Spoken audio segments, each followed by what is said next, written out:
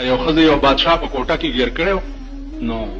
سلطان سکندر بادشاه او ښځې په کوټه کې ګیر کو بارې ورپسې کونډه وواله نو سلطان سکندر ورته دننه نه ووایي چې او ښځې ور لرې کا د سلطان سکندر باچهي ده په تورو به دې کیمه کي ښځه هم ښځه وه د ایتاباد او د مال روډ او د فوډ روډ ښځه نه وه ښځه وه ښځه ورته وایي هغه ورځ سړي ویلې ویل جلوس وباسو مال د څه جلوس وباسئ عریاني او فحاشي د دې متعلق جلوس وباسو دا لیډران نه دي دي دا مورمړي پلارمړي راټول کړي دا قمقل دا د خدای خرچ یو په لکۍ نیمګړي دي کینی کمپلیټ خرچ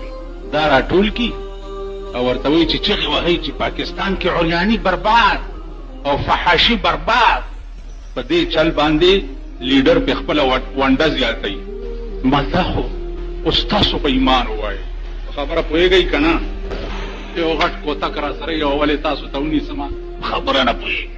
ته اوس په ایمان ووایه چې بجلیګر ملا په منبر درته ووایي چې هلکه جومات والاو تیار شئ دې ملک کې ښځې بربنډې ګرځي او د دې خلاف جلوس وباسو زه تاسو ته وایم که نه جلوس وباسو اوس زه په تاسو ته وایم چې جلوس وباسئ دې ځای نه ځئ تر مالګو منډۍ پورې یا قصهخانې پورې یا سیکارنو چوک پورې او عریاني او فحاشي برباد چغې وهئ او بېګاله ما وګورئ چې زه ښځې سره ناست یم بیا به زما په خوله جلوس وباسئ په تا دې لعنت نه وي چې بیا زما په خوله ته جلوس وباسئ چې ما وګورئ چې زه خو ښې چونګړې سره ناست یم او تا ته وایم چې عریاني او فحاشي ښه شی نه دی نو زما په دې ملاطف دې لعنت وي که نه زه خو دې اله تا ته یو کار وایم چې دا ګناه ده یا دا جرم دی چې زه په خپله نه کوم که نو چې یو کار زه په خپله کوم او تا ته وایم چې ته پې ورځه نو تا کې خو هم څه عقل تا کې خو هم څه سړیتوب پکار دی دماغ پکار دی چې ملا صاحب ته ما ته وایې چې بربنډو ښځو خلاف جلوس وباسې ته چې ورته راناست تاسو خیال د دې وجې نه عزیزانو خدای سرونه درکړي دي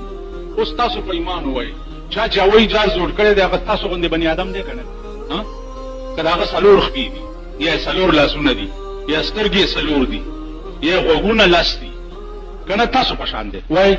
دا هوایي جهاز چې چا جوړ کړی دی دا تاسو په شان دی که تاسو نه زیات دی هغه ولې هوایي جهاز جوړ کړی دی او ته ولې نشي جوړولی چا چې بحري جهاز جوړ کړی دی بحري جهاز وګوره قرآن کې راځي چې دا بحري جهاز اوس انګریزانو جوړ کړی نه دا د سلیمان علیه السلام د زمانې نم 800 کاله مخکې د بحري جهاز ایجاد چې دی یو مسلمان کړی قرآن کې راځي وله الجوار المنشآت فی البحر کالاعلام سورة رحمان کې وګورئ وله الجوار المنشآت فی البحر کالاعلام یخرج منهم اللؤلؤ والمرجان اول ایجاد د بحري جهاز مسلمان کړو او د سمندر د بیخ نه ملغلرې او مرجان اول ایجاد مسلمان کړو کې راویستي ته ولې نشي جوړولی ستا پاکستان 50 کاله وشو د انجینیرینګ یونیورسټي ده او دا ټیکنالوژي ده او دا پلانیالوژي ده او دا ډنګریالوژي ده او دا دالوژي ده او دا دالوژي ده دا ټیکنالوژي ستا کوم ځای ده په پاکستان کې انجینیرینګ ستا په پاکستان کې کوم ځای ده ته خو هم غول امریکې کړي وي او ته پکې نیوټیزونه پې اچې خلکو ته دا شوکې چې دا غول ما وکړه دا دومره سوکه ته خوار شي په پردو غولو ټیزونه اچې تا څه کړي دي تر اوسه پورې یو اسلامي ملک ما ته وښایي چې تر اوسه پورې هغه جهاز جوړ کړی بحري جهاز یې جوړ کړی توپه یې جوړه کړي ټینک یې جوړ کړی میزایل یې جوړ کړی د هوایي بمبارمنټ سامان یې جوړ کړی ایټم بم یې جوړ کړی هایډروجن بم یې جوړ کړی یو مسلمان ملک تاسو وښایي چین تا نه رستو آزاد دی تا نه رستو دومره دي واړه واړه تاسو وګورئ چینیانو ته نن هغه مساله هغې سره پرته ده چې امریکا ته یېرېږي کړت نشي کولی چین ته امریکا ته یېرېږي تا نه رستو آزاد شوی دی هندوستان تا سره یو ځای آزاد شوی دی تا سره یو ځای ته ورشه د هندوستان حال وګوره د بل ملک خاوره به پکې ونه ګورې دا هم درته دا اورېدو نه وایم په سن 86 کې زه تللی وم دلي ته او ما ولیده بحري جهازونه خپل هوایي جهازونه خپل توپې خپلې ټینکونه خپل هایډروجن بم خپل ایټم بم خپل سایکل خپل لاره خپله موټر خپل دوایي خپله کپړه خپله هر څه د خپل ملک جوړ هر څه دلته حیات آباد کې د کوم ملک سامان خرڅ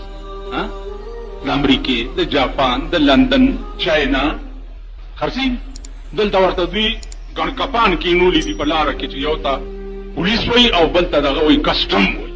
نو هغه ورته ګڼکپان کینولي دي چې په دې لاره که دا سامان راغی نو ونیسئ او سټورونه ته ډک کړئ چې زمونږ خېټې پې ډکې شي هغه پیسې بیا چېرته ځي کسټم یې چې ونیسي او پولیس یې ونیسي او اف آی اې ونیسي هغه پیسې ځي چېرته هغه پیسې د بنظیر میړه بیا مزه کوي زرداری استاد داغه د برېتو ته وګورئ تاسو داغه د برېتو ته چې زه وګورم په خوا د جنگیر پوره کې د خزو بلخانو لاندې بناستو هغه پوه شئ نو دلته ورته دا ګړکپان کېنولي دي نو هلته چې توالې غټ دي قانون دې په لاس کې واغستو غیر قانوني سامان دې دلته راوړو خلاص کما قانون په لاس کې اغستی او د جاپان کپڑا به اغستی او پلار اعظم ما خو قانون خلاف ورزي وکړه په صوبه سرحد کې وګوره په گورنمنت هاوس کې وګوره ایر کنډیشنې لګېدلې دي کنه ها فریجونه پراته دي کنه دا د کم ملک دي چې تاله راشي بنگلې ته خو رواش یو مولا نو زوی تلې ولکانو سره ښکار پسې چې ښکار پسې تلې نو نور څه ورته ملاو نشو نو ګیدړي وویشتو چې ګیدړي وویشتو نو نور ولکان ورته وی چې دا خو مردار دی نو دی ورته وی چې کون رکھنے کے مردار ہے حلال ہے میں مولا نہ پترا مولا زوی زیمو حلال مردار تاسو پیژنئ بالکل حلال دی الکان وی بیړی هغه شوز د مولا زوی د سره څوک خیر راغله په جګړه پلار ته رااله پلار ته وی چې میاں جی ګیدړ حلال ہے نہ مولا هم داسې ترینا کوم دی نه کون رکھنے کے حلال ہے مردار جی پہلا اچھا پھر نور جمال آکھنے کے حلال استاذوی نور جمال ہوئی چې حلال دی پہلا اچھا نور جمال آکھنے دا بیٹھے ہو میں کتاب دیکھا المارے تے منڈا کړی دو کتاب سن کے چوس نور جمال لوجه پیدا کم کا کتاب راغستے دے نو الکان ناس دیوس وی میاں سنو کتاب نہ مسئلہ کہ جتھے میاں نور جمال گدڑ شجڑ سب حلال دا کتاب مسئلہ دا چھ نور جمال چر تیل تا گدڑانم روای دا سیب بنگلے تا چراشی نو بیا قانون لاس کی نہیں بیا رواشی او که غریب په مزدورۍ چت کړی او را روان کړی نو قانون دې لاس کې واغستو پرون دلته یو مجسټریټ راغلی و چرګانو والا یې نیوه او مې نه لیدو نو چې د ده نه ما دا دورنیک داسې تاو کړی چرګانو والا یې ونیو چې قانون هم لاس کې واغست درې څلوېښت نرخ دی او تاسو په شپېته خرڅوئ هغه ورته کور دی د میردین جومات شه کور د لوټې شه نو په درې کم شپېته خو مونږ ته میلاویږي په منډۍ کې نو په درې څلوېښت څنګه خرڅ کور دې وران شه نو یې بوتله پرچه یې پې ورکړه نن یې چې چالان کړه یو نه مې پوښتنه وکړه مال څنګه چل دی 1500 روپۍ جرم کړه دا 1500 روپۍ به کوم ځای ته ځي دا پته مو لګو ډېر شکر دا اړه مې داسې خوشحال کي پرون دلته څه ډېر شی راټول شوی داسې کتبې مطبې دغه کړې وې چې هلکه دا څوک دي وی دا ناراض ګروپ دی د پیپل والا یو سړی قید کړی و نو هغه په استقبال کې ولاړ دي دا غریب دي کنه خدای پاک په خیر سره بیوړي وخت نه دراغله که وخت راشي د ټولو نه مخکې به ډمان شرمای داسې به غړيږي چې ډمان به شرمای نو ما تاسو دارس کولو چې زه ملایم او زه پوهېږم رڼا او تیاره پیژنم شپه او ورځ پیژنم نو هغه ښځې ته سلطان سکندر आवाज کوي چې د سلطان سکندر باچهي ده په تورو بدې کیمه کی نو ښځه ورته څه وایي د بهر نه ورته وی د سکندر د تورې خبرې راته مه کوه د سکندر د تورې خبرې مه کوه سکندر هم ته یې ځان دې خلاص کا سکندر خیال دا و چې دې ښځې جوړ زه نه یم پېژندلې ځکه یې کوټه کې ګیر کړی که دې ته دا پته وی چې دا بادشاه دی بیا به څنګه ګیرولو ښځه ورته وایي د سکندر د تورې خبرې ماته مه کوه سکندر هم ته یې ځان دې خلاص کا او بادشاه زه ښځه یم ته بادشاه ما په کوټه کې ګیر کړی ځان نشي خلاصولی په دې مې پوهه کړه چې سبا د خدای په جیل کې ګیر شي نو څنګه به ځان خلاص کړي الله ښځې دا وایي او ښځې دې ته وایي بادشاهانو ته به دا خبرې بیا ورته وایي ښځه یم خو داسې ښځه نه یم چې د جهان نه بې خبره یم زه د جهان په ټولو کرتوتونو باندې پوهېږم عزیزانو عرض مې دا زه ملا یم خو د الله مهرباني ده زه ډېر زاغ مولا پیدا کړی زه د هر سړي د پوندو چال پېژنم چال زه درته په ایمان وایم ما علم قیافه ویلې ده علم قیافه چې زه سړي ته وګورم که د هغه دا د چهرې بناوټ چې دی د هغه د ټول بدن حال ما ته ووایي چې دا د کوم قماش سړی دی چې وګورم لاس چې څوک راکړي چې لاس راکړي د لاس راکولو ادا نه ما ته پته ولګي چې دا څومره اوبو کې دی ما په 50 کاله کې د پاکستان د حکومتونو سره جوړ ولې نه دی راغلی ولې نه ځکه چې هیڅ حکومت د دې ملک او د قوم دپاره مخلص نه دی زه درته په ایمان وایم او بیا درته په ایمان وایم لنډ وګورئ تاسو ټول د کلو خلک یې که نه ټول د کلو خلک یې ځکه چې دې جومات له دا غوړ غوړ نه راځي د یاري زه دا د کونیانو ستنې وامه که نه سړي ته وامه ورته په دې کوناټي کې نو زمونږ دې جومات ته ټول دا سپېره سپېره راځي دا د کلو یو خان به دلته منزله راتلو نو دا د دې علاقې خانان هم دې بار جومات ته منزله زمونږ دا کلی هم د خانانو کلی دی که نه دلته هم خانان ډېر دي څه خانان دي مړه اجره کې مګنکان نیزهبازي کوي خو شپه په نامې خانان دي نو دې بار جومات ته منزله دي دلته نه شي راتلی د سره ستنې دي د کونیانو څه خبره مې کوله چپ چپ چپ چپ لیوانې څوک خبره مې څه کوله چې زه سړی تیر شي د پوند چالې پېژنم چال مولانا تانوي رحمت الله علیه فرمایي چې وی هر څنګه جامې چې اغوندې واغونده خو په خدای قسم زه ستا د پوند چال پېژنمه نو ما د پاکستاني حکومتونو د پوندو چال پېژندلی دی چال دلته یو سپېره غوندې دی زمونږ د دې کلي دی نو د الیکشن په وخت کې په دې سړک کې منډې به والي وخځئ ډاکټرن ته او تیار شئ او ورځئ پرې او شابه داسې تلو راتلو به په دې سړک چې ماښام شو نو اچا دپاره چې منډې والې هغه وګټله چې ویې ګټله نو ما ورته چې پلاني ویلې مالیار خو دې وګټله ویله او که نه مال نن خو ډېر ستړی شوې بېګاله به د هغه پلاني خان په خپل ډبل بیډ کټ کې لږ پرې نه دي چې سم لې وارام دا هغې کټونه خو ډبل بیډ دي که نه مال په خپل ډبل بیډ کټ کې کټ به دې پرې نه دي چې لږ پکې ارام وکړي ویل مونږ بنګلې ته نږدې نه پرېږدي او ډبل بیډ کې هم سملئ نو مال خدای دې په شرمونو او شرم واسي دې ځان وشړولو ټوله ورځې خان ته غویې فرض کړی قل بدر باندې وکړي بیا دې په اخرو تړي خان او نواب تاسو د هغې غویان یئ د عوام چې دي دا د ټیکهدارانو خره دي ټیکهدار چې ټوله ورځ په خره باندې کومه ګټه وکړي که نه په خره نو د شپې ټیکهدار چېرته لاړ شي او خر چېرته لاړ شي خر لاړ شي هغه خپل ډیران ته چې غلمل پې وخوري او ټیکهدار صاحب بنګلې ته لاړ شي نو دا عوام د ټیکهدارانو خره دي دا عوام د دې لیډرانو خره دي بله خبره ده چې اوس عوام خدای پوهیږي نه نو چې نه پوه لا تتخذوا اليهود ټول وایي لا تتخذوا اليهود والنصارى اولیاء یهود او نصاراو ته به دوست نه وایي خدای ویلي دي که ته د خدای نه لوی نو ورته وایه نن کابل ولې سیټ کېدو ته امریکا نه پرېږدي ولې یریږي چې که کابل او پاکستان او ایران دا درې واړه ملکونه یو شو نو اسلامک بلاک به جوړ شي بیا به پکې زما دارونه خرڅي تاسو به وګورئ دا کابل به ټوکړي ټوکړي د دې پاکستان حشر به ته وګورئ که مړم او دا پاکستان تاسو ټوکړي ټوکړي د دې خلقو د لاسه د امریکې په شیطانت خو نه لیدلو که مړم نو راشي په قبر مې متیاز هېڅ ترقي مسلمان ملکونو کې نشته یو مهرباني په خدای کړې ده چې پیسې او دولت یې ونه ورکړې ده لکه عرب ملکونه چې د تیلو کوي ورته ایستي دي په وطن کې هغه دولت دی ورسره نور هېڅ ترقي مسلمان ملکونو کې مصر وګورئ د زرګونو کالو مسلمان حکومت دی د زرګونو کال تاسو وګورئ په مصر کې هېڅ ترقي نشته د مصر بادشاه چې دی حسن مبارک